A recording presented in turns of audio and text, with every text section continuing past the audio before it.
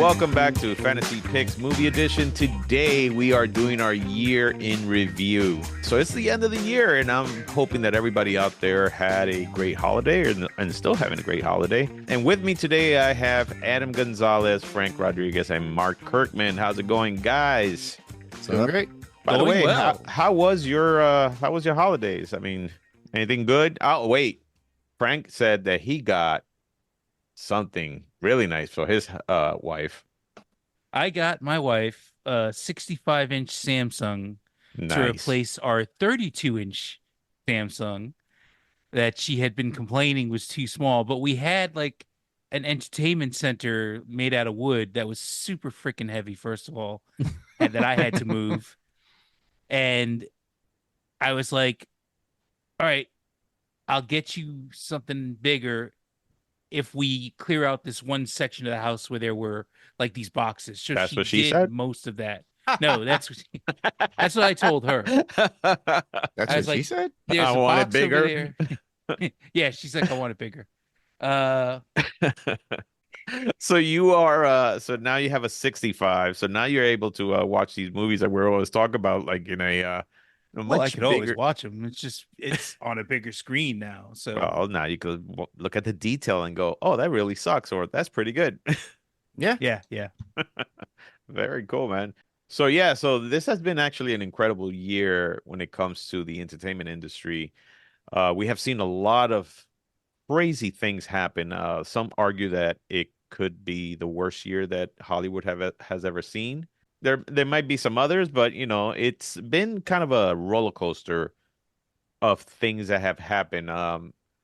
One of the things that I would say, like Disney celebrated their 100 years of what I call gouging the public.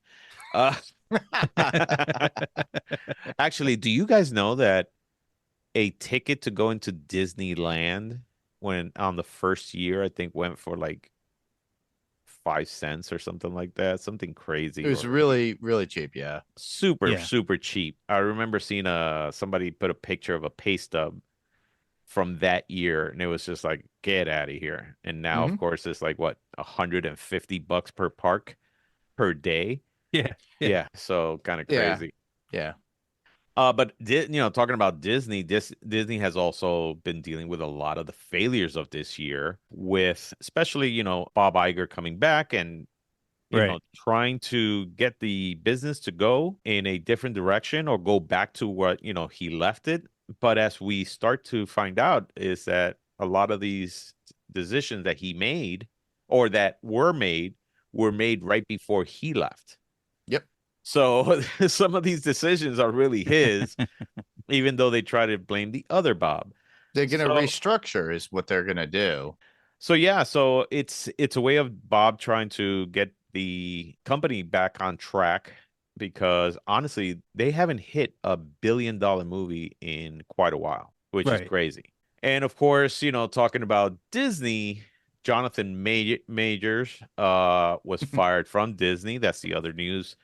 Recently. Yeah, that was recent. So they were fired. He Right. got fired as soon as he got that guilty verdict. Yeah, that's what they were waiting for. Right. So right now, Marvel is trying to figure out whether they continue with the Kang story. I mean, of course, they're probably going to recast, Mhm. or they're going to lean more towards Doctor Doom.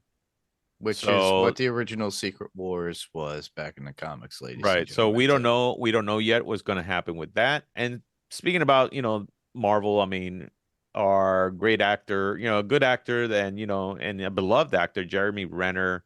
Yeah. In the beginning of the year, I think he got run over by a snowplow and almost died. I mean, he was in really, really bad Yeah. shape. It was a road to recovery, and he did so well. And it's so sad because it was literally within the beginning of the new year of Correct. 2023. Now Yeah. we're coming to 2024. He still does what he needs to, and he came back strong. He actually came back on another show Right. recently, and I'm very proud of what he's done and accomplished. Yeah. So, I wish him well, and I hope that he continues to. Of course, he's a great actor, so Yeah. hope Yeah. that he could still, grace us with his talent. He also Um, seems like the type of actor who, if you met him in real life, he'd be kind of cool. Oh yeah, A I lot of mean people, a he's lot of down to people have earth. actually said that. Yeah, a lot of people Yeah. said that, they meet him and he's actually really cool and very receptive to, taking pictures with his fans and things like that. So pretty cool. Also, actually the biggest news out of the year was, of course, the WGA and then SAG-AFTRA strike, Yeah, which which went on. affected a lot of people It, that I it know Yeah. of. Mhm. And Yeah. Adam, did it affect you? Uh, Thankfully, no, because I'm currently writing, but now I'm waiting for all the final contracts to see what these new rates are going to be, what the new stipulations and all that stuff. So Okay. Yeah. it is going to be interesting going forward how this kind of like tumbleweeds into like not only like big Hollywood projects but independent projects, projects that they don't have the millions and millions of dollars to Right. to make these big box office movies, but these actors got to get paid and I respect them for that, and I'm sure it's been long overdue. So Yeah. Oh, yeah, I'm absolutely. curious to see how, especially when you're talking about like AI and like digital character Right. rights and all that stuff. I mean, it's been something that's just been long overdue, so I'm glad it happened. And let's just this is just the next phase in filmmaking. Absolutely. It actually did affect, if I can interject. I have a friend that works as a tutor, on-set tutor in Atlanta. She was out of work for all that time. You got people that in craft services Mm-hmm. that are affected as well. Lighting people, audio, everybody, they're all out because literally they had to do a complete shutdown. Oh, So absolutely. a lot of those people were really screwed over with that between WGA, mostly because the actors couldn't work. And then the SAG-AFTRA strike, that went on longer too. So continue, Rob, with that. Yeah. Yeah, so it's one of those things where the biggest issues were, one, of course, pay. The other one was, of course, the emergence of AI. So everything Mhm. from writing, to, studios using AI to come up with stories and things like that, to having AI replace actors. And Yeah. so this was a big win, and kind of a big win because there are still some stipulations in there, and there's still little details where it's like, well, they didn't fully say no. The studios still want to have the option to explore those avenues, but again, in any negotiations, when it comes to strikes, usually you don't get 100% of what you're asking. Normally it's about, anywhere from 50 to 70% of Mhm. the stuff that you ask, and that's pretty much what, so I think they say that the biggest winners especially was the WGA. I mean, they got a lot of the stuff that they wanted. Yeah. Um, a lot of people question whether this strike should have gone that long. They should have just given in from the very beginning, but instead they just kind of stretched this out. And like Mark, like you said, it affected so many people. This affected billions and billions of dollars Oh when yeah. it came to the industry, and possibly affected the 2024 year and possibly For sure. 2025 year when it comes to television shows and movies coming out. So Yeah. we'll just have to see, where that goes. Mhm. Some of these studios, of course, especially the one big thing was streaming. So normally streaming companies do not put out their numbers. So that was one of the Mhm. things that the strikes were able to negotiate. That now they'll be able to have transparency with those numbers. Yeah. And speaking of streaming, Netflix, they won the freaking streaming wars. Let's just face it. A lot of people were like, oh, streaming. Because if you think about it, streaming was one of those things where it's like, oh, Netflix is the king, but now there's going to Right. be Disney Plus, HBO Max, there's going to be this, there's going to be that. Yeah. And at first, all these studios thought, hey, we own all this property. Why are we not streaming this and we're not getting this? But what they didn't realize is that it's hard to maintain a streaming service and you have to come up with new content all the time. At the same time, you are paying royalties to some of these, actors and Right. everybody that's involved, and they're like, holy shit, this is not as easy as we thought. So for a while, you saw that Netflix lost a lot of shows from these studios, and I don't know if you guys looked in the last month, but all these shows are back in Netflix. Things from Warner Brothers, things from Paramount. So it's just one I of those saw some things. Disney Plus stuff on there the other day. I was like, Yeah, what? so it's one of those things that these studios realize, you know what? We can make money licensing this a lot better than having us to try to do this. So yeah, so Netflix is really the biggest winner when it came to all of this because they're like, "Pfft, hey man, we're not losing and we're still gonna keep, all those as a matter of fact, they gained in memberships too. So that's kind of crazy. And you would have thought that they would lose Especially with the increases. subscriptions, especially with the whole password sharing and things like that and putting Right. ads and everything, but actually the opposite happened. Yeah. So, like I said, I think Netflix is one of the big winners this year when it comes to that. So yeah, so that's pretty much, I mean, in the industry, I mean, I'm sure there's a lot more out there. I don't know if you guys remember that on TV in Congress, these two pilots came out saying that UFOs were real. That was the other big thing this year. It's like, oh, people, they proved that UFOs are real. Where are the fucking aliens? We need Okay, to So mute Mulder. that. So where are the aliens? Even though they say like, oh no, we've seen it. Where are they? Show us the proof. I still like I think They're on strike. yeah. They They moved have in their own next door to me. They have that's 5 people in there. Oh, they sorry. got well, yeah, those are different kinds of aliens, but They damn, they Jesus. left when They Netflix spoke stopped Russian. password sharing. But that being said, we're gonna go over some of the biggest, highest grossing movies this year. I mean, let me tell you, there was some big winners. The highest grossing movie, honestly, of all of them has been Barbie. Wow. Barbie Yeah. actually grossed $1.44 billion Billions, dude. billions in Billion. the box Wow. office, which was insane. I mean, this is a movie that it's about a doll. I mean, if you really think about it, it's a movie about a doll, and you're like, how the hell did? But it's a good movie. I mean, I don't know if have Yeah. you guys seen it?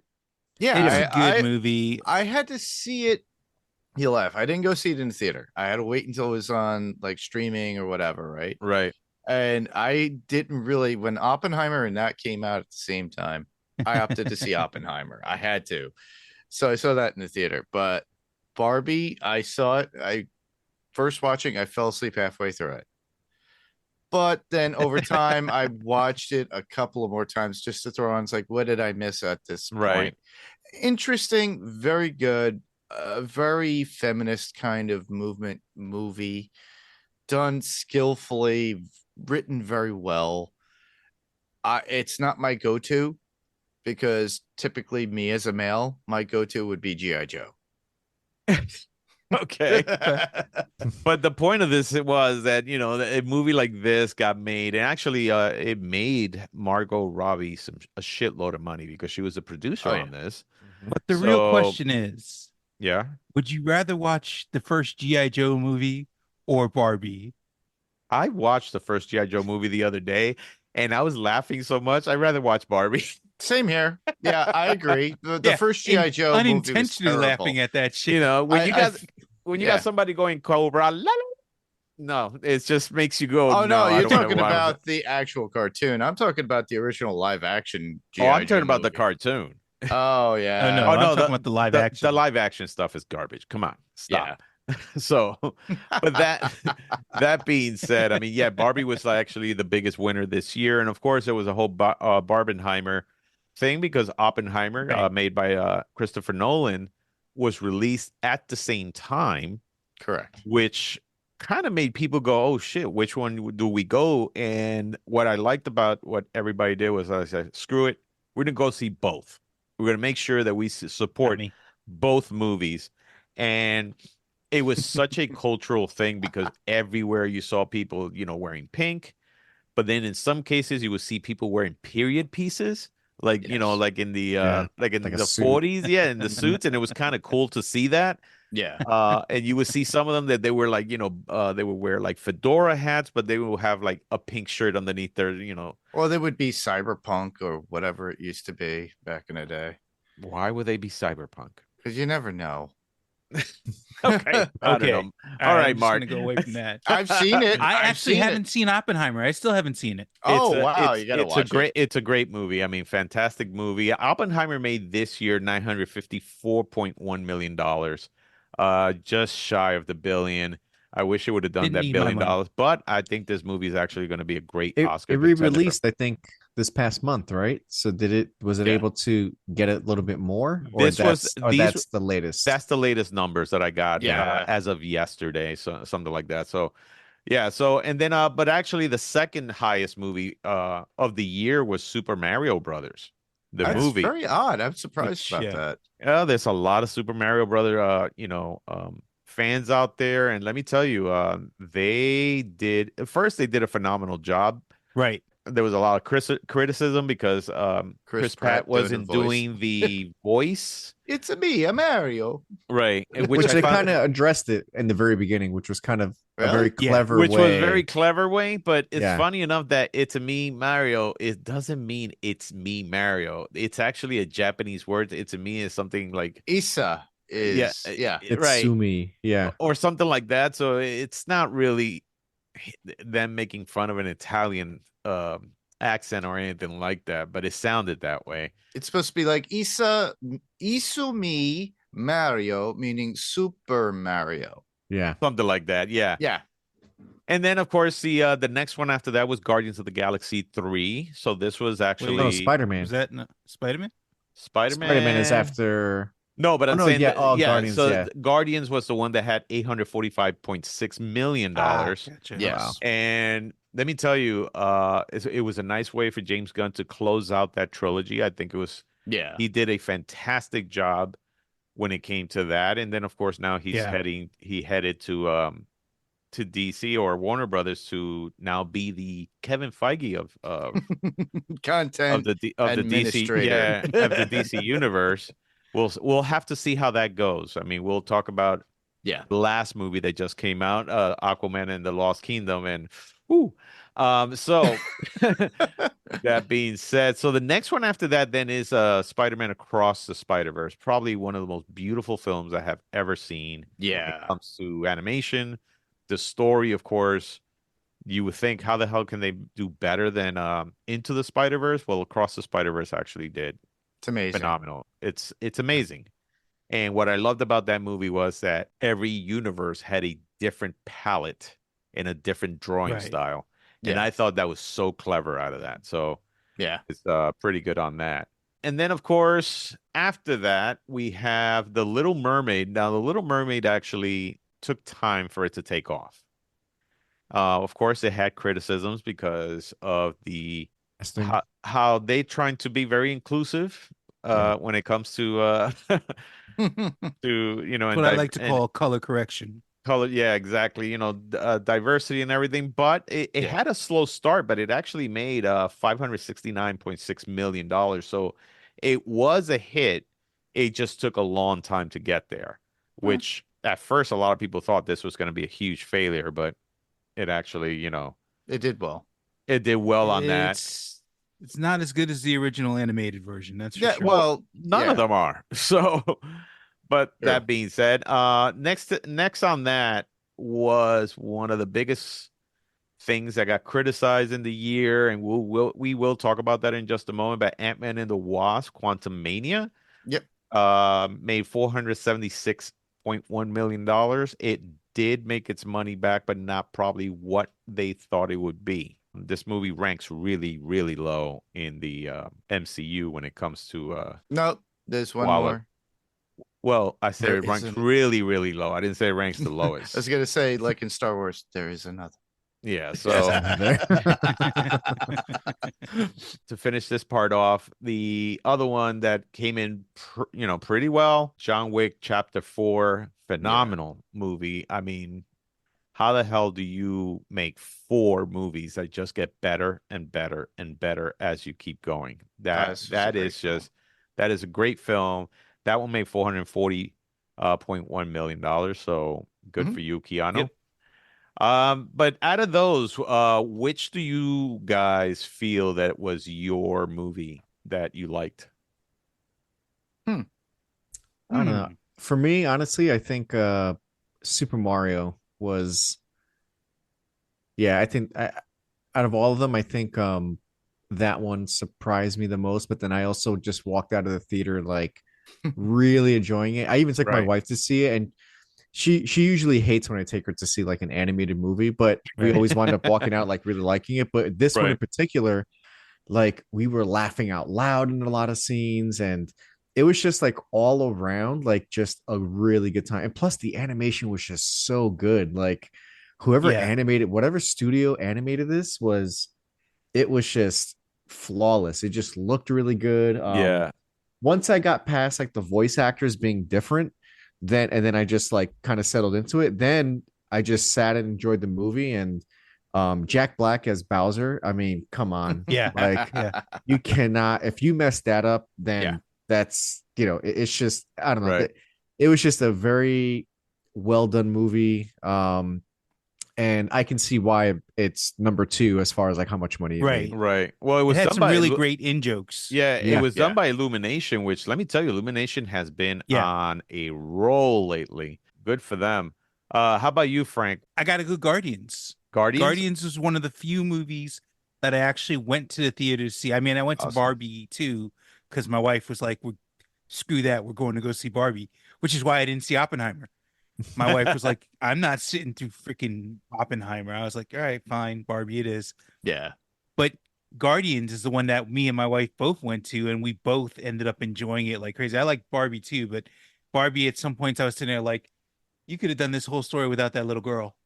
Anyway, Oh man. Okay. no, I'm serious. You talk about Gamora, baby young Gamora that was in the movie. No. I'm talking about Barbie, Yeah, I'm the talking about daughter. They could have done without the daughter, and that story could have been done without the daughter she at played all. Yeah, young that's Gamora. she played Gamora and she played Ahsoka Yeah. in the Ahsoka. Oh, really? Okay. Yeah, she did.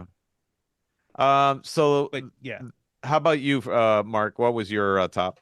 Oh, well, I was a toss up and obviously Frank had to choose Guardians because I tossed up between both Spider-Man. This is not a fantasy pick. You could I know you could it's pick not a the- fantasy Yeah, you could pick, pick the but- same thing if you want. But for visualization and story point, I have to go with Spider-Man Across the Spider-Verse. Mm, Nice. I just loved it visually, the storytelling, though it did leave us on a cliffhanger. right. Yeah. It's the only disappointing. Obviously, between the three of us, we have covered Ant-Man and the Wasp, Guardians of the Galaxy, Spider-Man Across the Right. Universe. Right. And yeah, I loved doing that with all three of us together when we did the Guardians. But Spider-Man was really phenomenal. It was so telling and makes you want more. And No, that's really what absolutely. that cliffhanger was.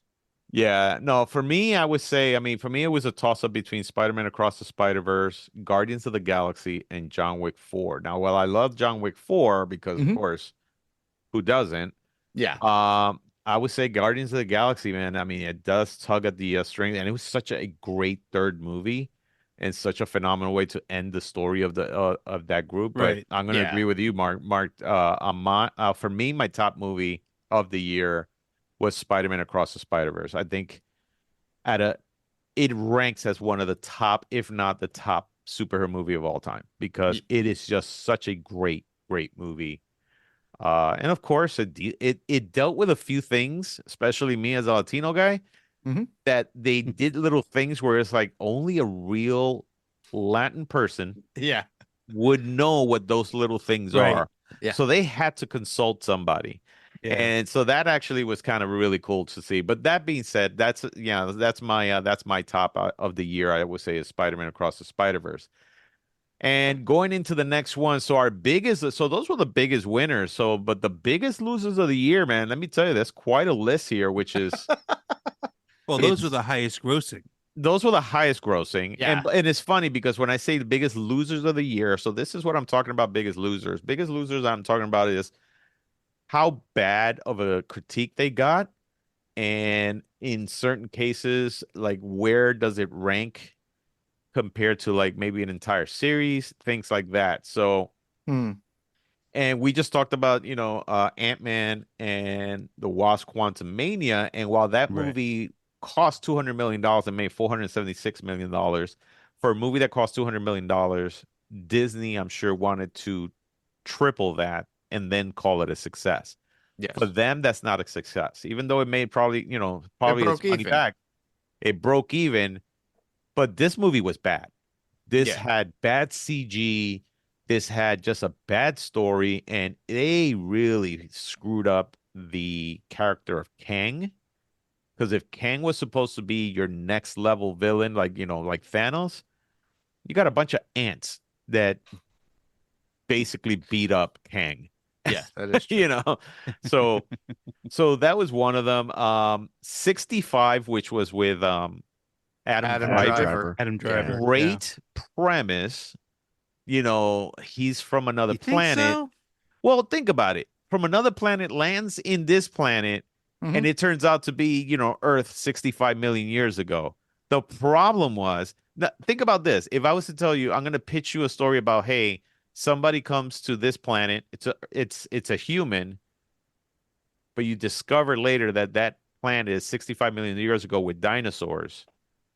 And that's it. You just need to get a really good writer to write it. This was just bad writing. That should have just been the plot twist. Yeah. Right. They It should have could've- hid. They should have hid that throughout the whole movie, and then reveal like a T-Rex at the end. Like you don't know who the creature Right. is. Yeah. You it just see the aftermath of the creature or something. But yeah. it was just a boring movie, man. I mean, there was just nothing there. That's I mean, the biggest thing for me. It's not that that- it wasn't. It's Yeah. just boring. Not to yeah, but critique that's what I'm it saying. like The crazy. idea of it, I think, was great. It was just a boring movie. It was just not done right. And this movie cost $45 million and only made $60.7 million, Right. which is pretty bad. The next superhero movie that I would talk about, another one that I thought was just atrocious. Shazam! Fury of the Gods. Oh wow. Yeah, it cost $125 million. It only made $133.8 million. Yeah. So some say, or some say that it was because of Black Adam that this movie failed too. I think it was a little bit better than Black Adam, in my opinion. I definitely feel like this is better than Black Adam. Right, but I don't think Shazam. Zachary, I Gods think was Zachary Levi terrible. is that's his name. Zachary Levi. Yeah, Zachary Yeah, I Levi. think Zachary Zachary Levi Levi. somehow blames The Rock because I mean, if you think about it, Black ahead. Adam could have included Shazam in some way because he is Right, from 'cause they are that entwined. universe. yeah, Yeah. that's his Yeah, nemesis. so and it probably would have like helped, but also by then James Gunn already announced plans on resetting everything. So I think any DC movie that came out this year was just doomed to not do well. Oh no, of course, regardless if it was a Absolutely. good movie or not. I think there was just no hype around it. Because I think the first one did fairly well against this budget. I forget like the box office for that. The first Shazam first did one's good. pretty well. I forgot what Yeah. it is, but I know that these are movies that were, that made so much money. And as a matter of fact, this is another year. This is what I would say, another year of sequels that did not live up to like what the originals were. Yeah, it was a disappointment year for sequels. Yeah, Literally, it yeah. absolutely was. So and then another one was Renfield. So Renfield is actually a story about Dracula and his minion, Renfield. Which I did enjoy. And let me tell you, I enjoyed it too. It was I mean, fun. listen, to see Nicolas Cage as Dracula and how over the top it was fucking funny, and how gory it was. Oh yeah. It just did not make money at all. People just did not like this movie. I mean, it was a $65 million budget and only made It $26.9 lost. million. Yeah. I'm surprised about that. It's funny too. When I look at this, I just love it for the entertainment value, the comedy. Yeah. Same. It just gave me the feels of what we do in the shadows, but on a big screen with a bigger budget and bigger names in it. Right. Literally. Yeah, no, absolutely. And then so the next one is one of the biggest ones that was hyped for so long, The Flash. The Flash actually had a lot of things going wrong with it. Of course, Ezra Miller, with all the legal problems that he had, but Mhm. they still released this movie. All the reshoots that they also had with this. This is a movie that cost $220 million and only made $270.6 million. This movie had good parts and bad parts to it. Right. So for me, the only good parts on this was Sasha Calle. I mean, let me tell you, she was Yeah, she was kicking, great. she was kicking in that uniform. Mhm. I mean, holy crap. That thing just left very little to the imagination. That being said, she was actually pretty good on that. Seeing Michael Keaton come back was, kind of a cool thing to see. We finally got to see him fight the way he should have been fighting, as opposed to, seeing looking very stiff in the original Burton movies. Yep. And we also got to see I think basically Ben Affleck's last Presence as outing, Batman. outing as Batman, which Yeah. he also had a pretty cool scene too with the Bat Cycle and all that Yeah, the stuff. whole opening. Yeah. Yeah, that whole Yeah. that was Right. great. You Other got than Clooney that, back too. Oh Yeah. shit. Wait, you don't like the rescuing of all the babies in the microwave and Oh, you know how many people I thought, let me tell you, I thought that was some funny shit. yeah. But you know how many people out there just thought that was like the most You're a appalling thing? child endangerment. There's It's like- CG children, lady. Yeah, you know I what? exactly. don't care. If you've read a Flash comic, you know that's like kind of a Flash thing for him to do. It's a trope. Yeah. And So And yeah, it was entertaining nonetheless. It had its moments. Some of the CG was bad, but the stigma of Ezra Miller still lingered. right. But now. yet Jonathan made it- Majors yeah. has no job, and Ezra Miller still does. yeah, but Ooh, ooh. and that's another thing. But what made this movie failed, I think personally, is one, Ezra Miller's, and all the problems that it brought. A lot of people didn't want to see it because of that and support it. Yeah, And the other thing, honestly, was the fact that, hey, this is no longer a movie that, why do I invest time in a movie that's not going to make any difference anymore, since it's not part of the, the new canon that's coming out? Yeah. Honestly, I think if DC would have had a different layout where this would have been the last movie and they would have purposely filmed something at the end just to transition into the new universe, I think it probably would have had people like, oh, I wonder how they're going to give this a final send off. But then they flipped the script, had this come out before Aquaman, and then Aquaman is not a movie that has any intentions on being the final movie of the DCEU. yeah. And then Right. yeah, so I just think I think the timing was off, the bad press with Ezra, Yeah.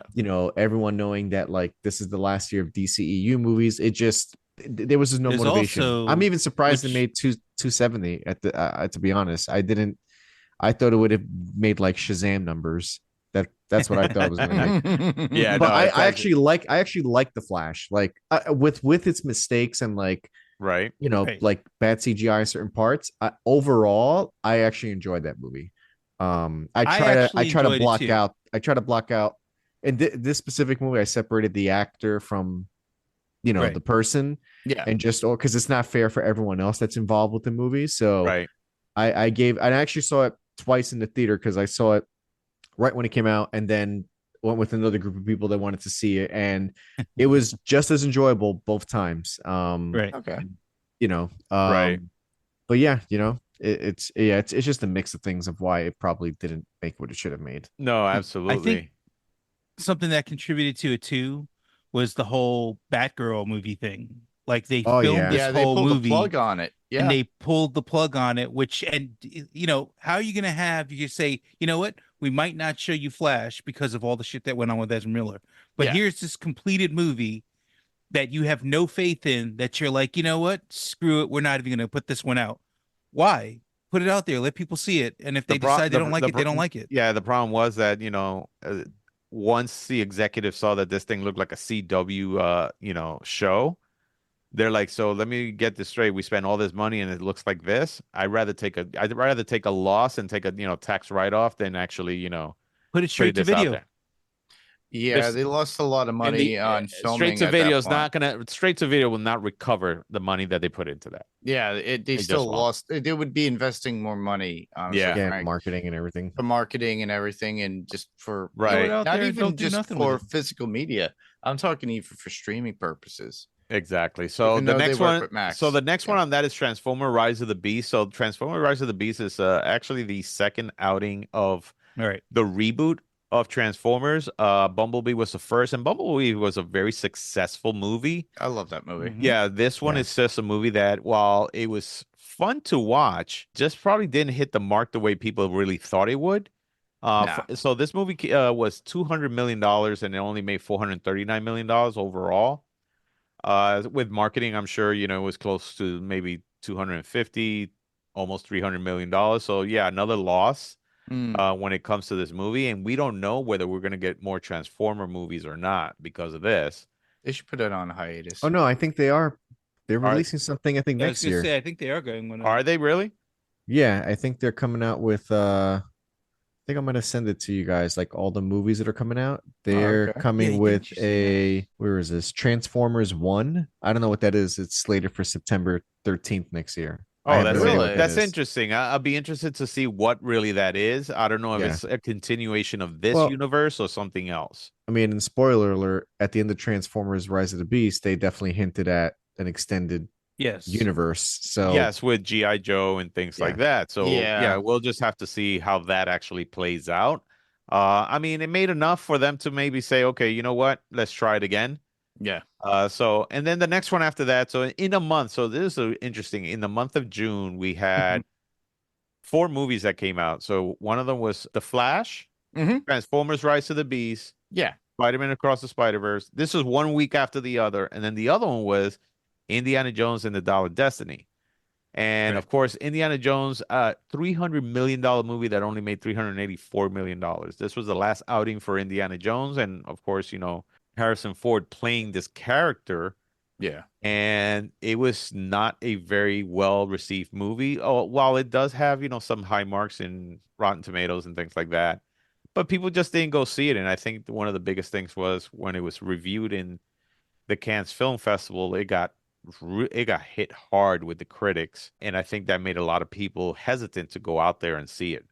So this was another movie that just Disney could not, get right, I believe. And from We there, also just recently covered it ourselves. we just covered Yeah. it ourselves. So if you want to hear that one, I mean, we go heavy into it. The next one after that was Mission Impossible: Dead Reckoning, which, of course, Tom Cruise movie, $291 million and it only made $567.5 million.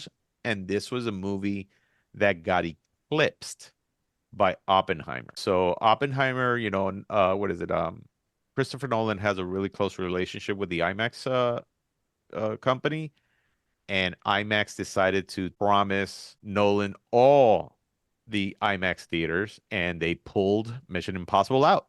So Mission Impossible Out was only in 2 weeks, I think, in theater, especially IMAX theaters, which of course they filmed most of this movie in IMAX. I mean, I know Tom Cruise was pissed off. honestly, They were I he was think I think I preferred watching Mission Impossible on Dolby Atmos than IMAX because there's Yeah. just more sound design and more action and that Dolby Atmos takes advantage, and Oppenheimer is just more visual, which probably lends itself more to like an IMAX screening. So I don't know. I don't know if I would have enjoyed it more or less on an IMAX screen. I think, I would prefer a even more intense surround sound than a bigger right. picture. I just think that this movie got, like I said, trumped by Oppenheimer and Barbie. I mean, if people were going to go out that week to see a movie, especially Yeah. nowadays where people Those are are the just two like, choices. yeah, those were the two big choices. Mission Impossible just got thrown in the back. It's like, yeah, whatever. It's just another Tom Cruise movie. Just bad timing.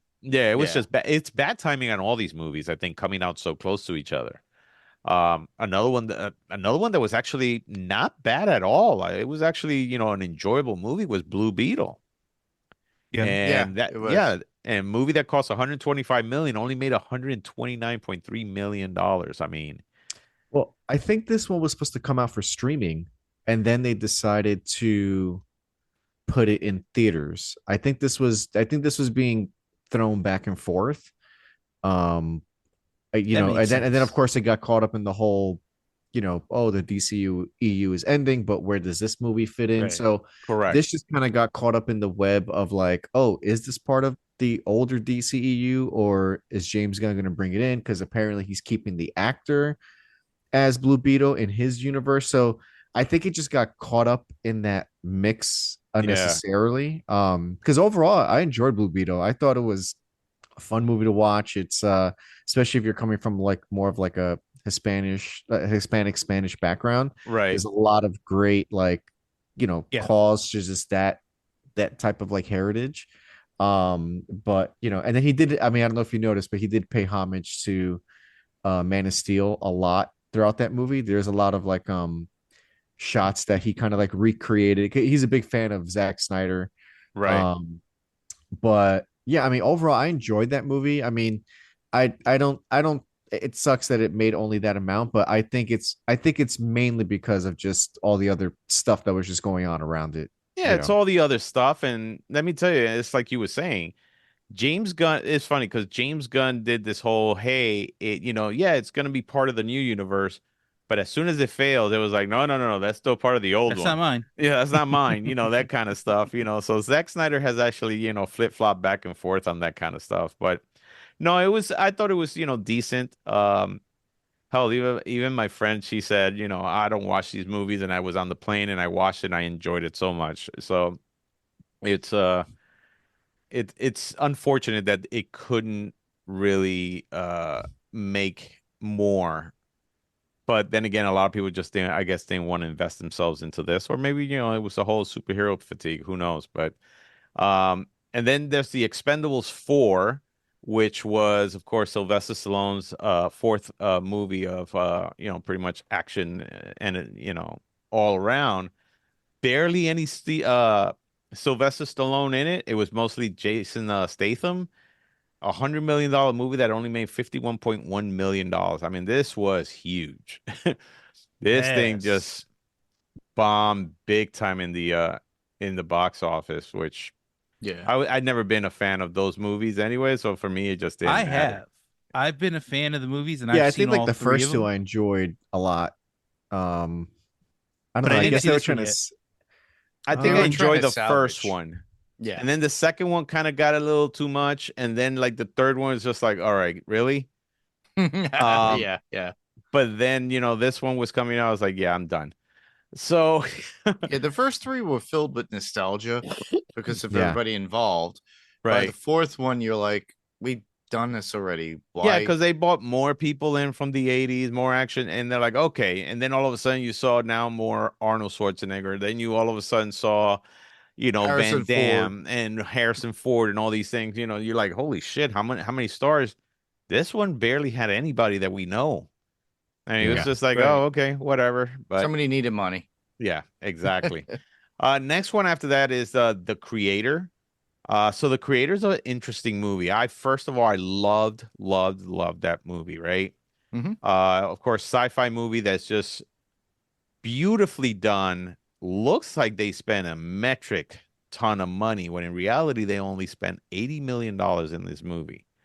So this was a movie that proved that you don't really need to spend $300 million on a movie with ton of special effects in order to have something nice. The story, a lot of people say that it was kind of a generic story, but I still liked it. This was actually filmed. The big thing that came out of this, that this was filmed with a Sony camera that you could get in Best Buy. Nice. Which is crazy. But it only made $104 million, which is too bad. I mean, I wish a lot more people would have gone seen this movie. I don't know if you guys have seen this movie. I haven't yet. I It's haven't. available, but I haven't seen it. Yeah, it's actually pretty good. Next one after that was The Exorcist Exorcist Believer. Mhm. So Exorcist Believer, the problem with this movie is, so this movie actually made some money. So this movie only Yeah. cost $30 million and made $136.8 million. The Mhm. problem was that they Damn. spend $400 million on the distributing right for The Exorcist just to make a franchise again out of this. Yeah. And to only make that much, they're going to have to make about 10 movies for them to actually, feel like they actually got maybe make their it money that back or way. something. Yeah. Yeah. So, Yeah. Wow. and it just wasn't good. A lot of people told me that I haven't seen it, but a lot of people just told me this wasn't good. Even though they were trying to bring back some of the original, I think Linda Blair. Brought back they did. They brought back uh, the both the mom. They brought back the mom. the the mom, mom and the daughter. yeah, Linda Oh, Blair. did they? Yeah. Okay. Yeah. Okay. Yeah, but it just, I mean, just trying to bring them back. This movie did nothing for a lot of people, but yeah, Mm. it's for 30, it did make its money back, but I think that they were expecting to make More. like 300 million or something like that, and Yeah. they just didn't do that. A And then friend the of mine actually worked on that particular film. did he? Yeah, he was the effects artist, Christopher Nelson. Okay. And he said, he asked me if I watched it. I said, no, I still haven't watched it. But he goes, he goes, what are your friends saying? I had friends that got to see it live that night, the premiere when it first came out, and they enjoyed it. They didn't say it was like, oh, this is the most amazing movie I've ever saw or a horror movie, but he was like, he goes, that's what my expectation was, that they liked the effects, they love what was going on that I did. Right. But a lot of people, he goes, yeah, I'm starting to hear that. A lot of people, he goes, as long as people keep it alive by watching it, that's all that matters, you know? Yeah, but it's not about just oh, that's what matters. I mean, the first Exorcist Is was legendary. is a legendary cultural exactly. phenomenon Oh yeah. where it wasn't about just okay the makeup, it was about the fact that it scared the shit out of you. Correct. I And it was mean, almost X-rated. I mean, it was. I mean, that was. I mean, even till this day, when you watch it, you're like, damn. Yeah. That is still a gripping movie. And this one, from what I've heard, and I want to see it, but this one, from what I heard, just is like, whatever. So, and talking about whatever, The Marvels, another MCU movie, Which we covered. Yeah, this was just a movie that we didn't even ask for, but we got it.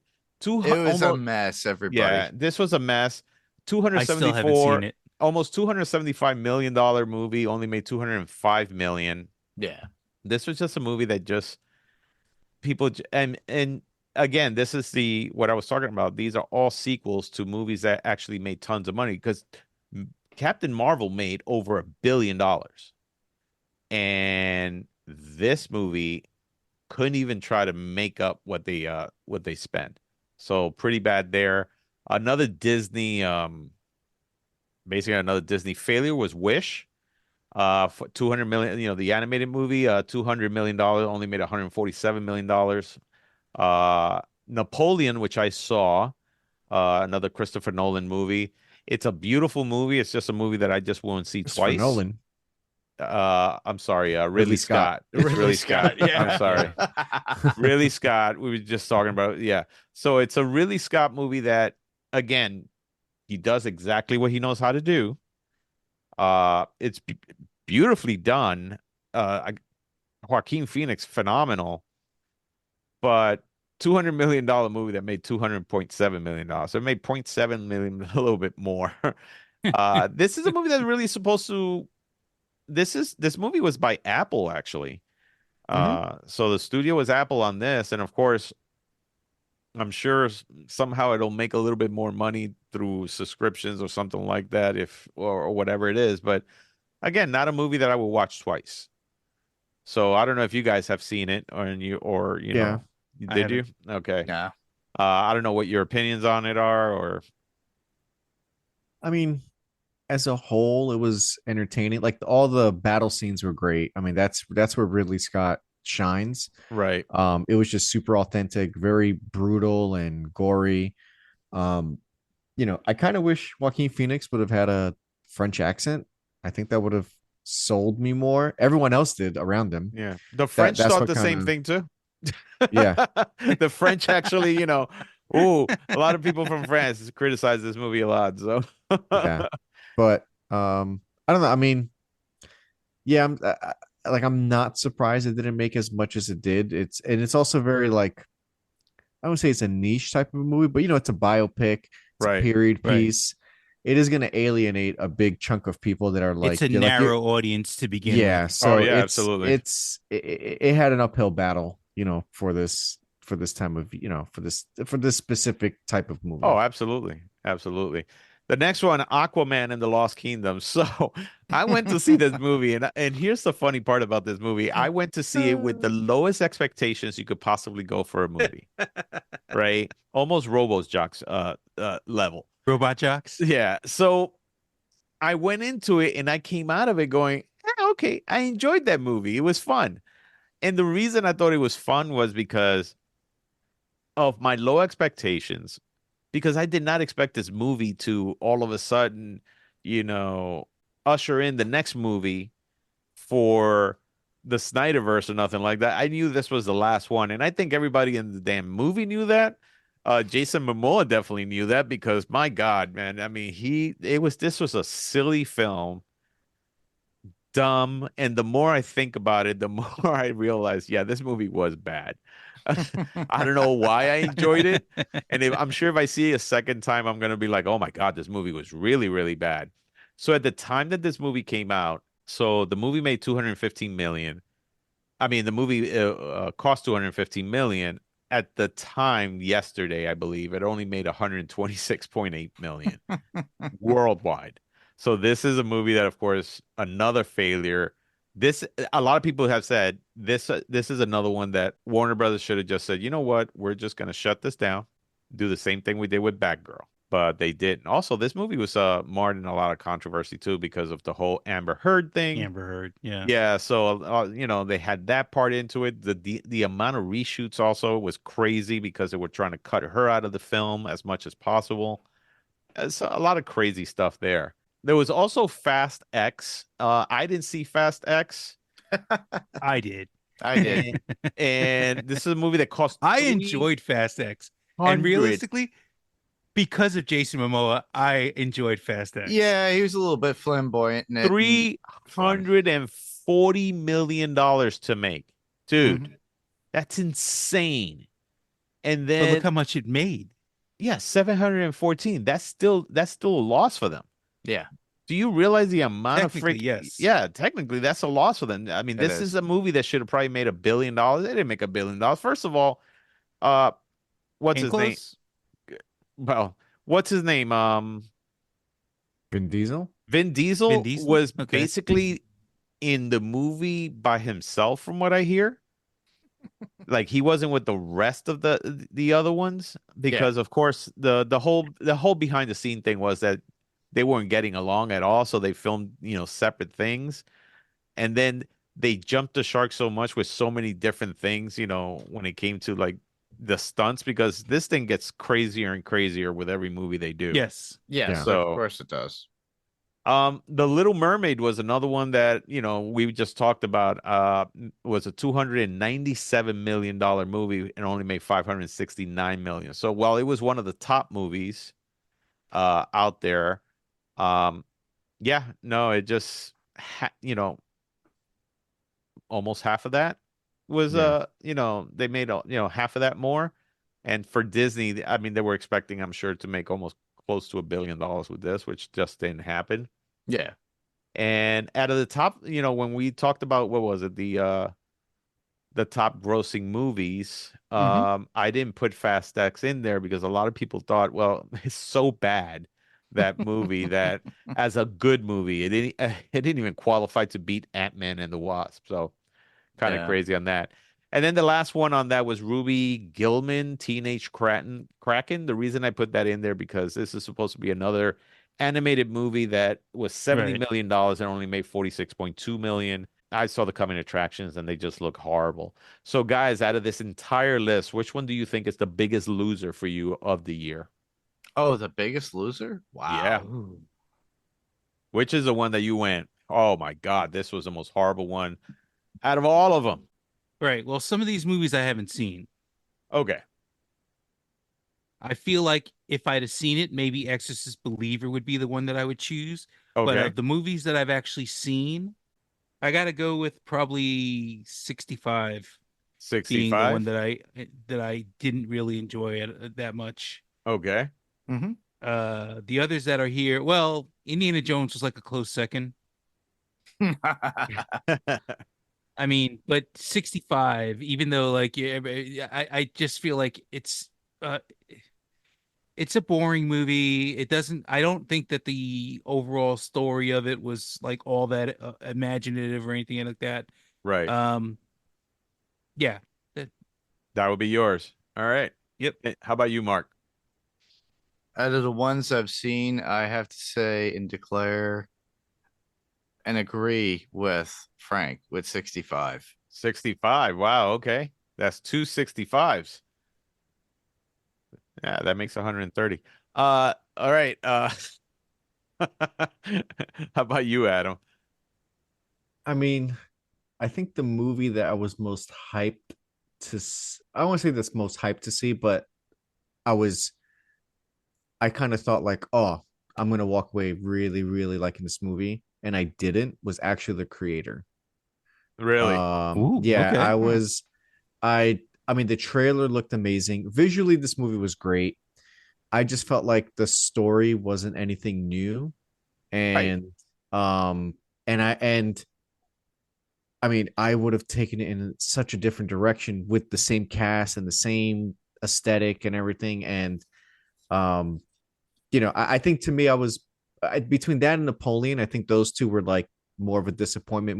Not because I mean, obviously, I didn't like the movie as much as basically I didn't like the movie as I thought I was gonna like it. Right. Yes. Like I actually had expectations for those films. I usually try not to, especially for like okay, I'm not gonna have high expectations for like Expendables or Fast X. Like I know what I'm walking in to see, and because it's low expectations, I can probably sit through it and like enjoy it for what it is. But for these Right. movies where I was like, okay, there's gonna be a threshold that like I'm expecting for it to hit and exceed, and it didn't meet those expectations for me. For me, I'm gonna say, for me, it was kind of all right, so do I choose the Marvels or do I choose Indiana Jones and the Dial of Destiny? And for me, the most disappointing movie of the entire year was Indiana Jones and the Dial of Destiny.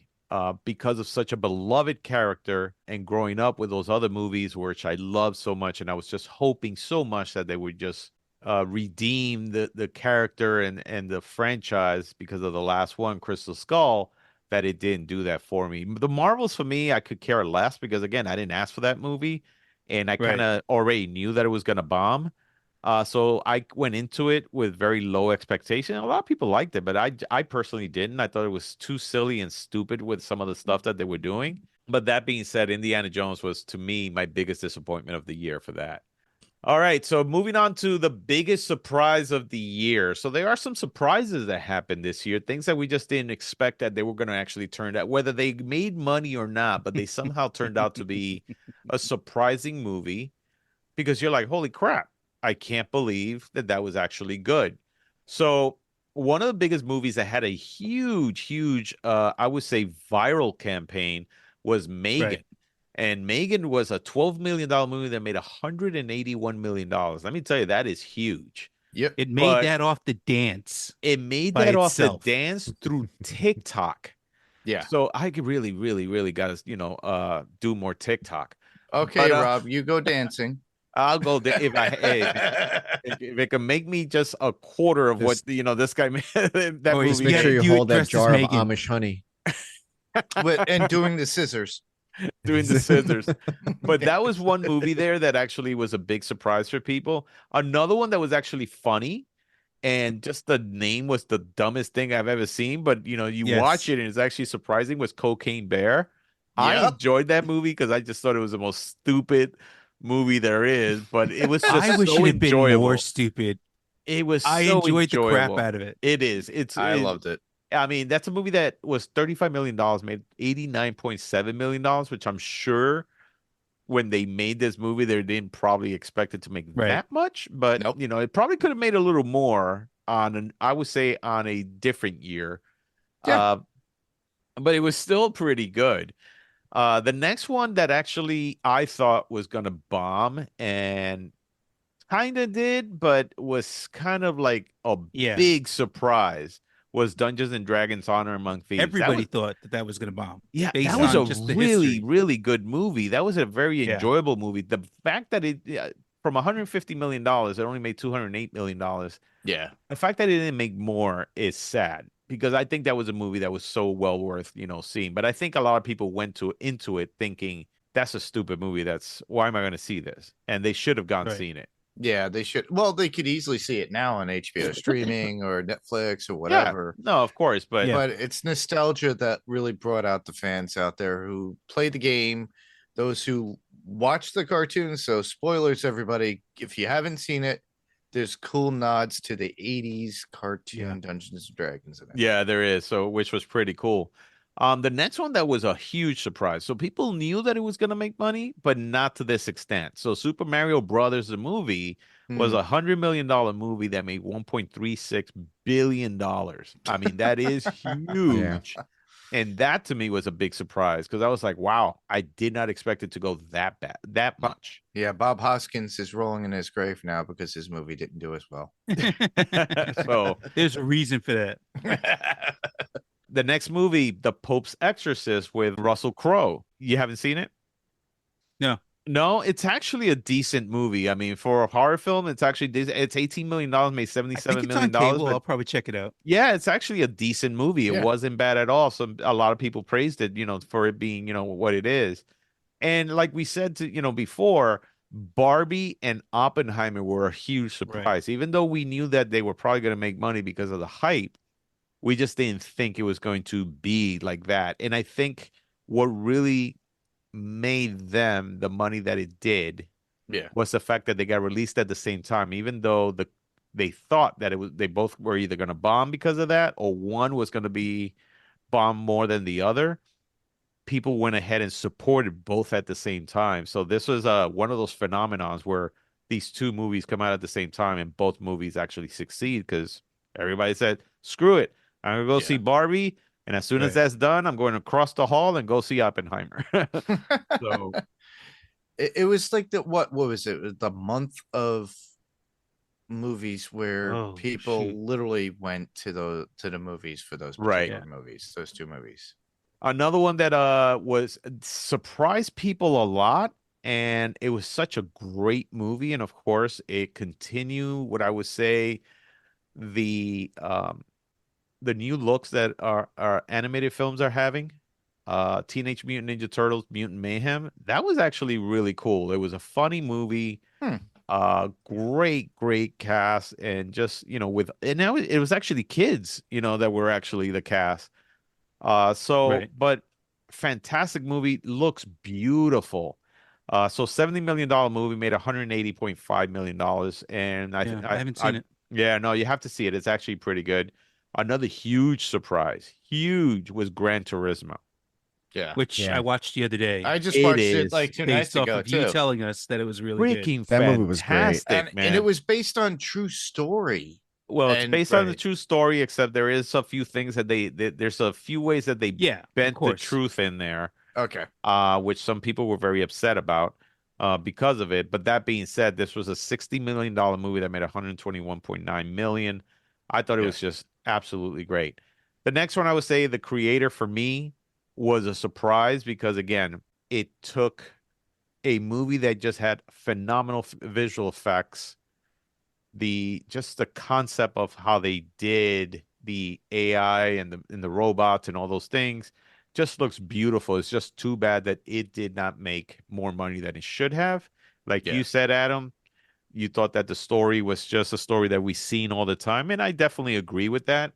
I think that even if they would have made something a little bit more different, this movie probably was a failure already to begin with. But this was a movie that was being created for a long time. But the fact that, again, cost $80 million to make this movie, where if they, instead of the lead actor, who's the lead actor on this? I know it's Denzel Washington's Washington's son. Yeah, Yeah. If Yeah, it- Michael Washington or Michael, something like that. Isaiah- Yeah, John David Washington. John David John David Washington. Right. Washington, So okay. John David Washington, who's a great actor, but if it wasn't, they say that if they had a different lead, like let's say, a big name, Tom Cruise or whoever, Mm, that more people would have gone Maybe. to see it. But the thing is, yeah, you put somebody like that in there, this movie no longer costs $80 million. This movie now is $150 million or something like that. For those who did not see this other movie that I'm going to talk about, this Ooh, movie this is blew good. me away. Sisu, which is a Norwegian movie. Holy shit. yeah. Fucking incredible movie. Hmm. I was so surprised. It only cost $6 million, made $14.3 million. So it I made heard the buzz about this early when it first started coming out, and yeah. I was like, "Damn it, I want to go to the theater to see it." And I didn't catch it until it got on cable, but oh my god, it's so good. Oh, when I saw it in theaters, I was like, "You got to be kidding me! How good this movie is!" I mean, it was a huge surprise on that. The other one that actually surprised me too was the Hunger Games, the Ballad of Songs and Songbirds and Snakes. That made $100 million. No, that was cost $100 million. Made 315 million, but I Right. would say that it was as good, if not better, than some of the other Hunger Game movies. Yeah. And it wasn't bad at all. I thought it was pretty good. The one that I just couldn't get the numbers for it. I have them. I think I just So- got it.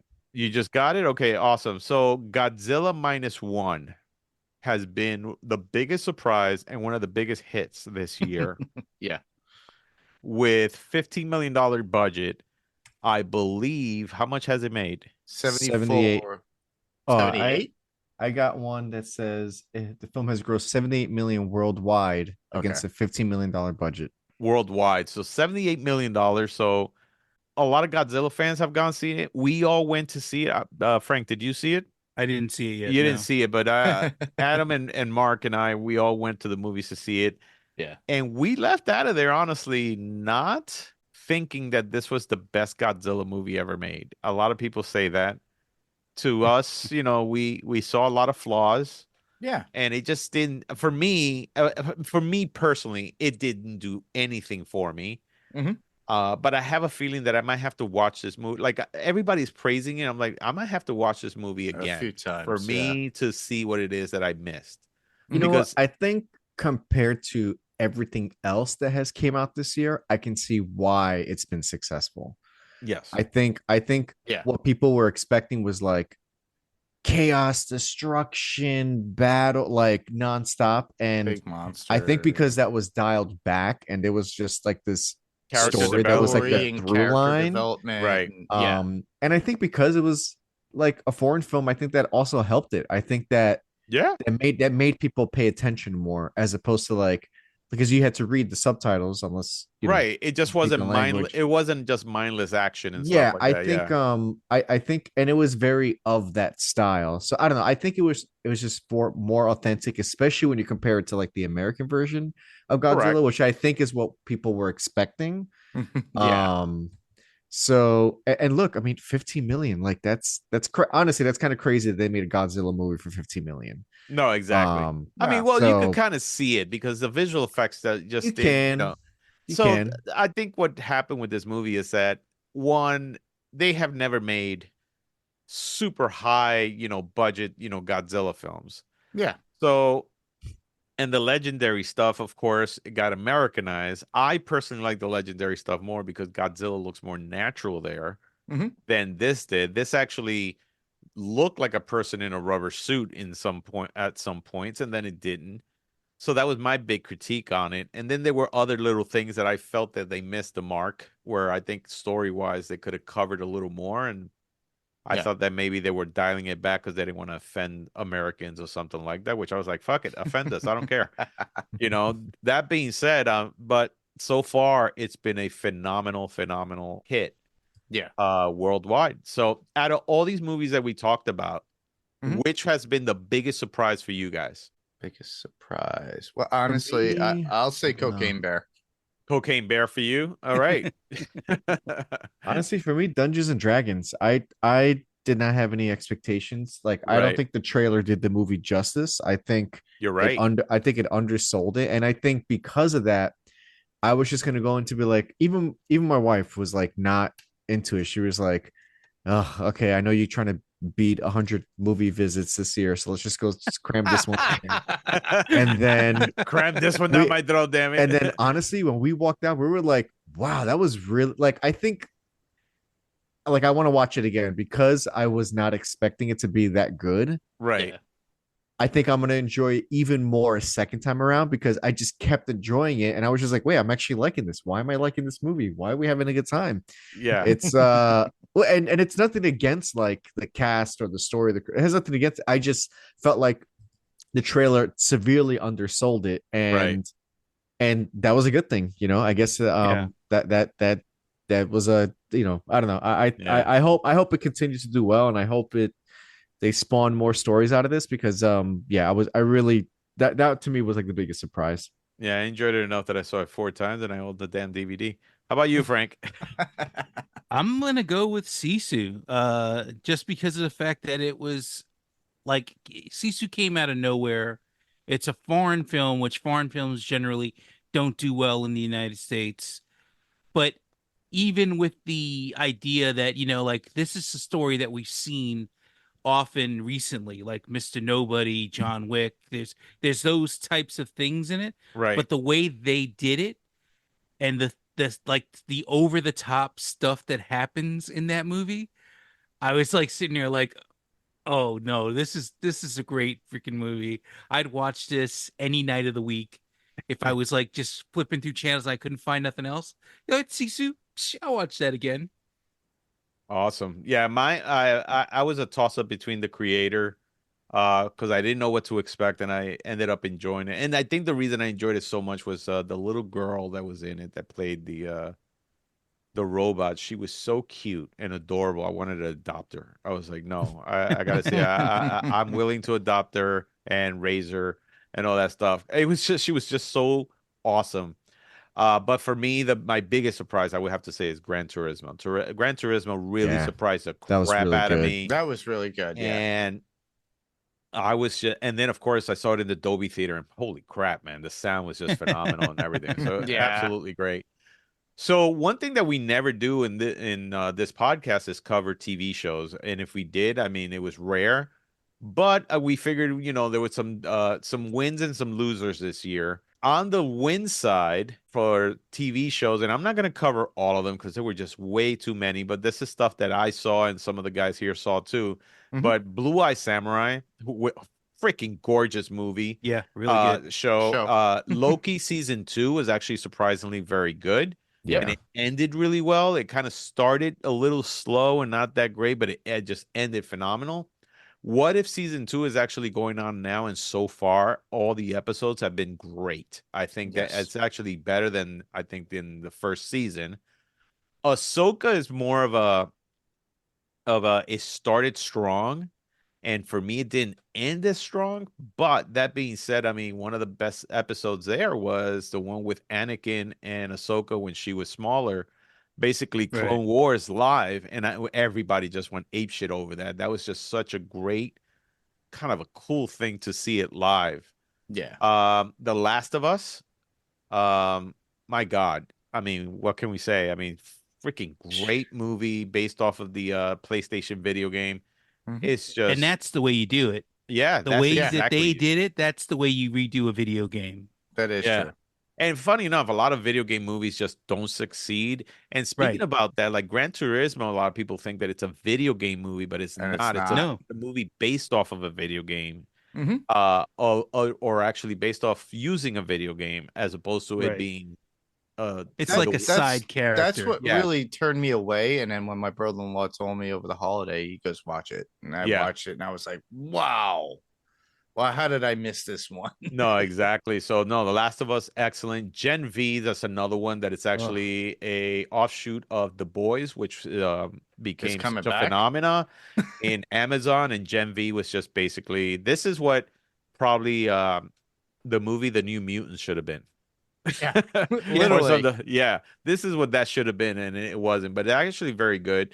Invincible season 2, part 1, so far great. Yep. I Yep. just wish that we got the whole thing at the same time, but unfortunately, we have to wait for the other 4. Reacher season 2, which is still going on now. So far, I think it's 4 episodes they're in. Yeah. think. So far it's great. So far it's phenomenal. I mean, the first Did you season watch was season one? yeah, the first season was great. I love season one. Yeah, the second season, phenomenal too. Monarch Legacy of Monsters, that entire show is great. I think Yeah. they're up to what number 8 is coming out or something like that. I Seven. think Number eight- 7's coming out. seven? Oh, right, Seven. but Yeah, we so- Ben and I have to cover it. Yep. okay, so great. I mean, nice to kind of go into the whole what is it?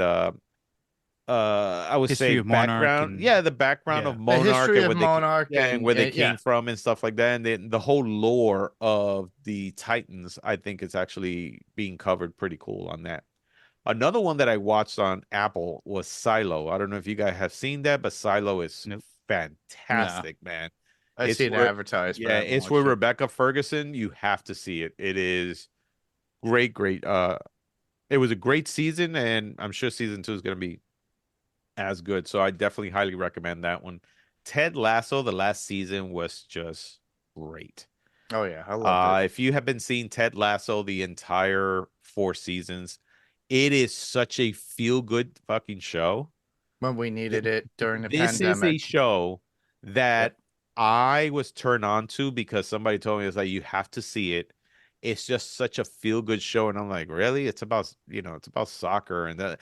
It's And then football. yeah, and then I started seeing that they won they swept the Emmys, and I was like, all right, let me give this show a try. I Yeah. was hooked within the first 2 episodes. I was just like, all right, now they got me. Yeah. And seeing the whole thing, great stuff. Strange New Worlds, which is the Star Trek, isn't it? Star Trek one. Yeah, Star Wow, Trek. that is such a. I mean, let me Yeah, tell it's you, pretty good. Paramount has been knocking it out of the park with that. It is Oh, yeah. probably the best Star Trek. To me, the best Star Trek that has ever come out is that above Next Generation, because I just think this is just great. It touches upon the nostalgic part of Star Trek, but more modern. But it's just and great cast and everything. I mean, it's just phenomenal. And then Picard season 3 also was great too. That was Picard amazing. season 3 was basically a next generation. They closed the book. It's basically a reunion. I said So- reunion. Yeah, did you? I didn't hear you. Sorry, buddy. I He did doesn't say listen reunion. I'm to sitting here Frank. like, okay. It's All okay. right. So so it was a next generation reunion, and it's actually what we should have gotten probably in the first season, because the first and second season were very weak. Yeah. And then this one actually was fantastic. The fall of the House of Usher. Oh my God, what a Oh, great show! yeah. that was great. show was crazy. Yeah. And, That was Adam, really and I thought about you a lot because you were. I know that you're doing Edgar Allan Poe. your Edgar Yeah. Allan Poe script. and Yeah, I I was just actually tried to stay away from the show to not get influenced with the writing, but thankfully this show is not in any way, shape, Direct. or form. Yeah. In what I'm writing, but right. because I know so much about Edgar Allan Poe and his poems, there's so many little things they included that I'm sure went over a lot of people's heads, and I'm like, wow, you went as far as to even include that. I was like, Yeah. Well, Oh, Mike man. Flanagan is amazing with You his know Yeah, what? I it mean, was- you and I was will have to really sit good. down and probably go over that because Yeah. I mean, it was just such a great show. I mean, oh my Yeah. God, fantastic. And then of course, Wednesday, the show with Yeah. Jenna Ortega that was done by Tim Burton. Yeah.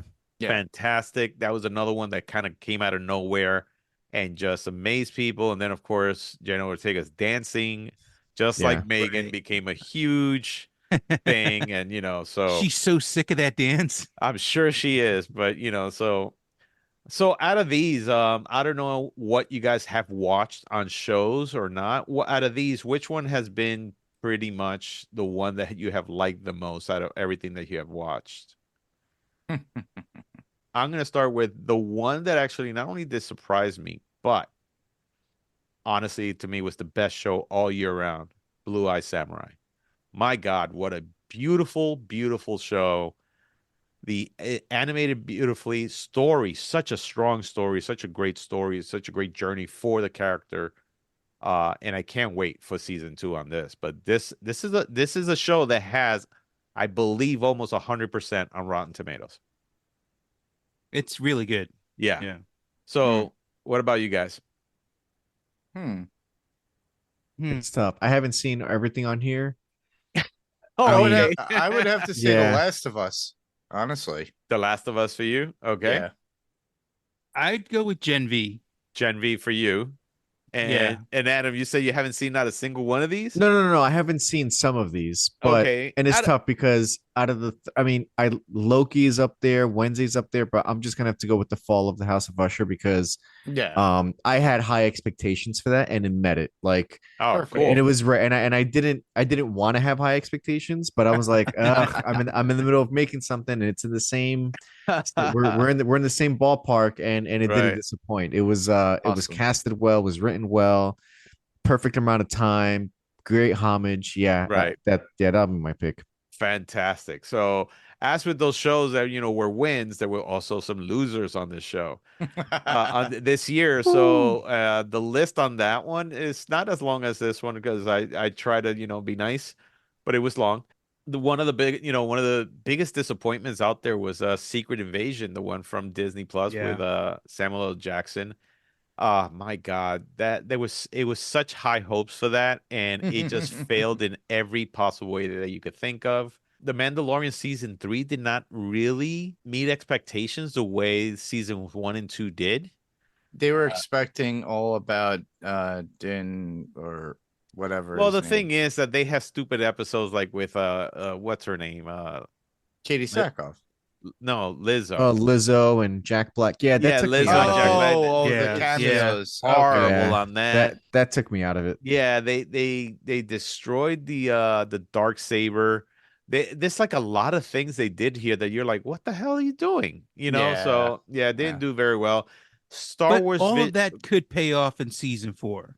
well, we'll just have to We'll see find out. because they made it seem like like the Mandalorian was done. So No, they could continue it on with Bo-Katan. they can, but that's what I'm saying. The show says the Mandalorian. Everybody thinks that it was Din Uh, Djarin, when in reality it could just be another Mandalorian after It that. could be any Mandalorian. At Right, that but point. the thing Right. is that it just kind of I think his story might end. Who Mhm. knows? We just don't know yet, but I we'll mean, have to can see. we all agree that missed opportunity to have Jack Black in full alien makeup and be like a full blown creature from another planet race? Oh, that Like- would have been like even such better. a That would've been such nice. a missed opportunity, especially It like what he was. did with Bowser. I'm like, come on, like how do you not utilize Jack Black? You can make him in a this talking universe. Rancor. Oh my god. Oh, what? I mean, look, they did that with John Leguizamo in what season 2? He played the kind of like the Don King character in the boxing ring. That was in Oh. season 1, actually. I think That was wasn't it does it season say- 1? No, that was the beginning of season 2, I think. Oh, you're right. You're right. Yeah, that he was voiced walking that into the bar. character, and I didn't realize it. And then when I heard it, I was like, "Oh, he did a really good job." And Yeah, no, it just- exactly. I wish they would have done something like that for Jack No, Black. yeah, exactly. So the other one that was actually a big miss, I think, for me was Star Wars Visions 2. So the first season on that was basically the Disney or Lucasfilm went to all these different anime studios around the world Right. to do a version of Star Wars. This time around, they went to all these different animated studios or animation studios to do something that's culturally more to where they're at. So, if it was something in Africa, so you're gonna have, cultures from Africa, I think Spain, and all these different things that I think I'm not, how can I say? I'm not trying to say that I'm criticizing that. It just didn't do it for me. I don't think the stories in there did it for me Oh, at that's all. fine. You know, I mean, because it's okay if you don't like something. no, I know, but what I'm saying is because the Japanese anime one actually was Right. so great, but these actually just something that was missing about it. Don't get me wrong, there was some episodes that were actually better than others. Definitely would say that. But I just think it missed the mark. And it got criticized that way, unfortunately. But I think everybody had high expectations for this because of the first season. I think it definitely missed the mark on that. The one that actually missed a huge mark, Which that I we- don't think should be in TV. I'm going to say that now. It it's- should have been in movies. but it's not because you got to remember that it made for TV, and this was made for TV. It was released in the theaters for one day in 4 theaters because I'm sure they're trying to get Oscar buzz, and that's Rebel Moon, which was Zack Snyder's, I would say, treatment for a Star Wars story that he was going to, that he presented to Lucasfilm, and they turned it down, and I could see why. This movie just did not hit any marks that I thought would have been close to what Star Wars should have been. I'll say this: if you're into Warhammer 40K, it would have hit some things for you as far as Warhammer 40K, because like the guns and stuff like that they had, those Right. are pretty much right out of Warhammer 40K. Okay. Yeah, it The just other thing is, this story is a winning story. That what he ended up doing with this, that I'm not going to mess it up because I know Adam hasn't seen it, so I'm going to try to stay away from spoilers. But the story is a tried and true story that you really have to be bad to mess it up, and that's what they did here. They Yeah. took this story that is a classic and just completely just effed it up. Yeah, they just didn't hit the mark, and I think everybody was really looking forward to this because of the whole Snyderverse in the DCU ending. You know, they wanted like, hey, and there's a lot of Snyder fans out there that just wanted to see him succeed. And this is not the movie, I would say, for it. There's a rated R one that Adam, you told me that they're coming out with. Maybe that might be better, but I just don't see that now. But who knows? I mean, they might surprise me. So I would say Yeah, definitely, exactly. I'll still watch it. yeah. The next one was Gotham Knights. So the show Gotham Knights that didn't even last a season. Didn't watch one It episode. was just a cheap DC show that just didn't make it. Citadel, another one that was done on Amazon. It's still going on, but you know, it was it has a huge budget too, but critically, a lot of people just, you know, have criticized it pretty bad. There was a True Lies remake that they did. And of course, everybody says that, you know, it misses the charm of the movie with Arnold Schwarzenegger, and it's just not there. This is something that just shouldn't have been made. For those who like Scooby-Doo, they did a show named Velma. It was an animated series. Oh my God. I watched They like were part of the first episode, couldn't make it. Terrible. I watched the whole thing. There were moments that were very funny, and then but I would say 90% of it was bad. Yeah. So and then Cleopatra with, of course, that came out in Netflix. This is a Jada Pinkett Smith produced movie. Uh, got horrible reviews on it. Nobody wanted to watch it, and I don't know if it was because of the whole Will Smith slap that a lot of people don't want to support her or something like that. Because I don't think so. I I think don't it know had what to it do with quality and how Yeah. they created it. So the other ones also, Fear the Walking Dead season 8 just did not get very good reviews. I don't know if anybody was seeing it, so but I that did. I'm a I didn't. completionist, so I had to finish it. So you had to finish it. And listen, I was the same thing with the Flash. yeah, I watched The Flash too. Yeah, Yeah. I stopped at 8. I just couldn't do it anymore. I just like this is so bad that I feel that these are hours that I just need to kind of I need to Deserve. settle it and deal with it. I need Yeah. Save these for hours- something else. save for something else, man, because I'll never get those back. But season 9, I'm glad that it's done, and it started so strong. Oh, it did. I Yeah. mean, the first, I think, 4 seasons or something like that. First four I mean, seasons were really, Yeah. really great. And then after Fantastic. that, after as that, soon it as just Legends started. of Tomorrow came out, Oh to my add God, to yeah. it, that's when it started to get a little bit campy, and then But then it went really bad. it went really bad. Yeah. And then the other one was the Continental, which is actually based off in the world of John Wick. Yeah. So I just recently saw that, and it looked like it was somewhat expensive, this show, but I don't know how to put it, but it was good, but not John Wick good.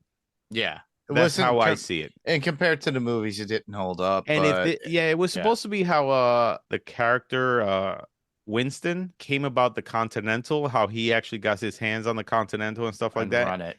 And run it. And this was not the story that I thought it was going to be.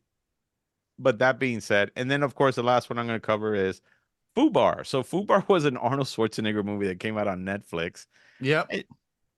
This was the year of, I would say, geriatrics coming back, because you had They actually had the Arnold documentary too on Netflix And as well. I hear Arnold that. which and is supposed to Sylvester be really Stallone. good. Yeah, I hear that's actually very good. But this Fubar show was just. I started to not watch it. I great. got about 4 or 5 episodes in, and I fell off. Oh, I got 2, and that was it, and Yeah. not very good. But I didn't when watch it at all. yeah, when they say, look, it's Arnold Schwarzenegger came back this year.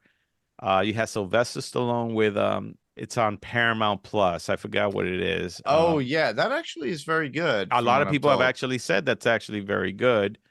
And there's been a few other older then of course, Harrison Ford coming back for, Indiana Jones. So a lot of older Stuff. actors Yeah. coming back and stuff like that, and people that we always love watching in movies. So Yeah.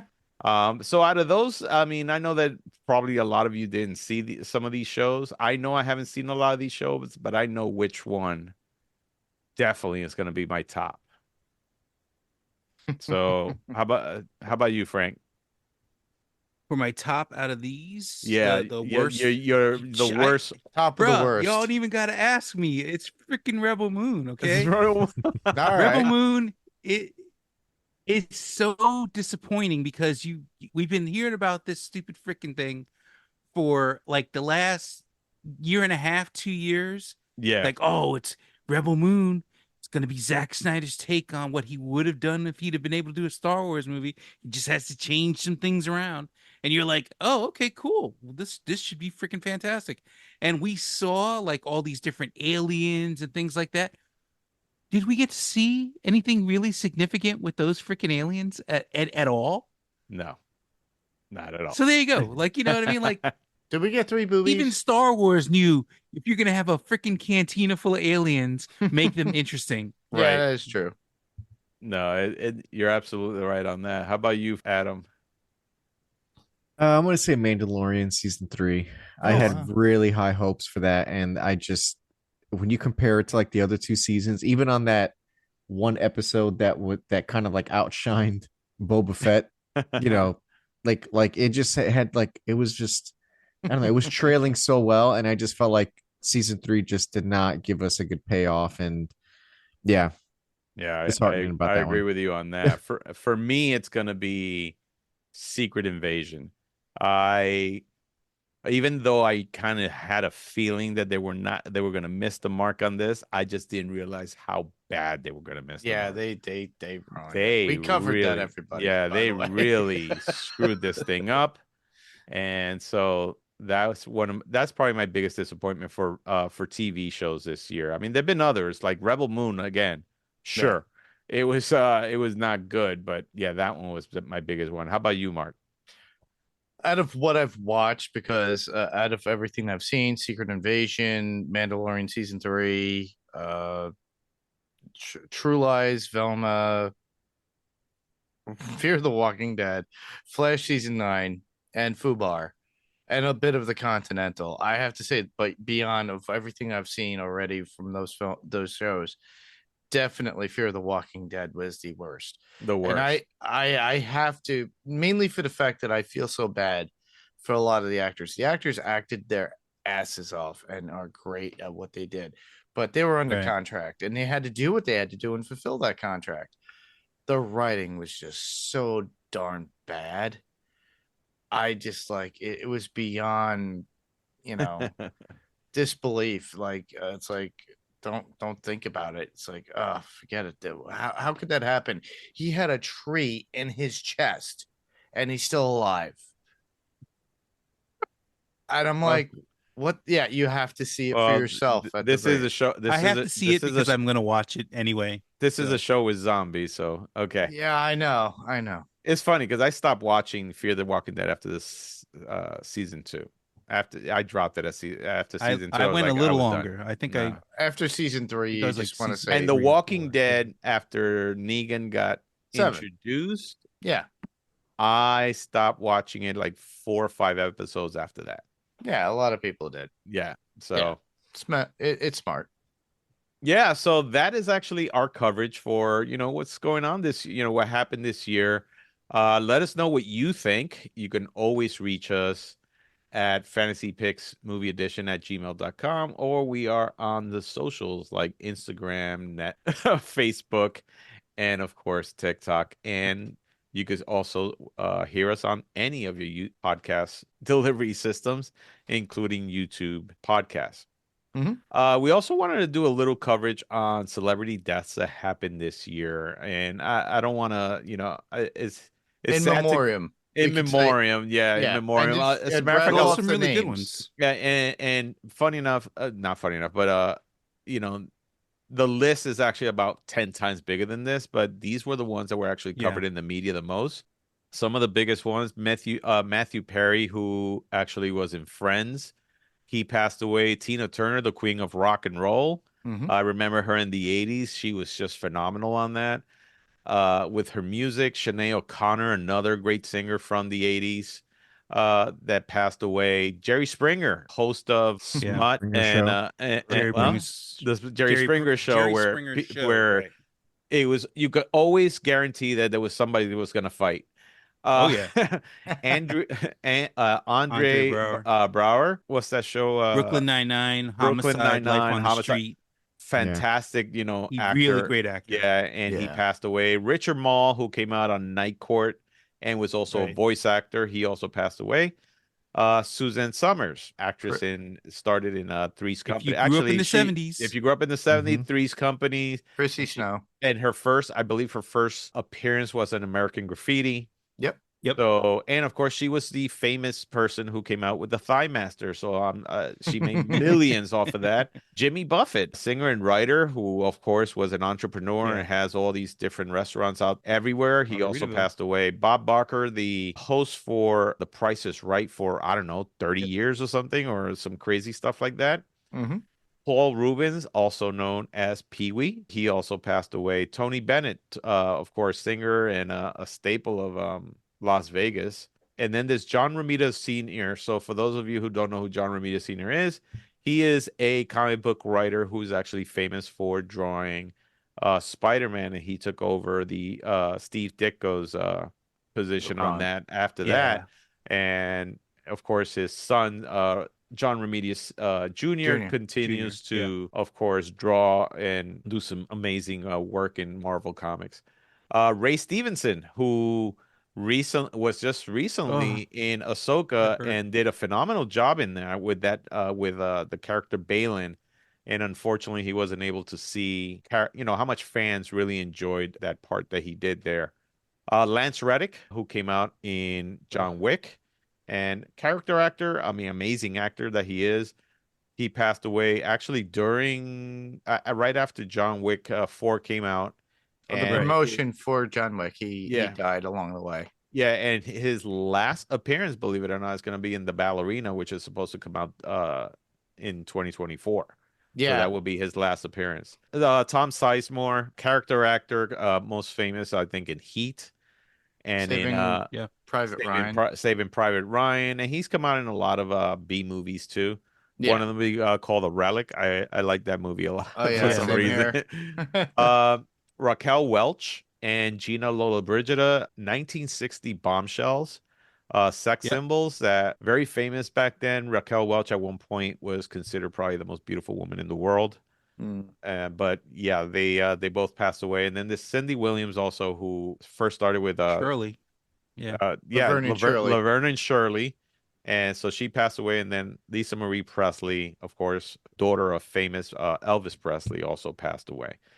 Those are just a few of the people that passed away. A lot of talented people in this list that will be missed, and that we did enjoy their work. And I wish their families well, and I wish that we could continue to see or hear their work for years to come, because it's out there. So that's one of the Yeah. best ways to actually honor these people. So that being said, this is our show. Thank you so much for sticking with us all year. And I just want to thank the guys over here. I want to thank Adam, Frank, and Mark for being on the show this entire year. I want to wish everybody a happy new year, and I hope that everybody has a better 2024 than the 2023, hopefully.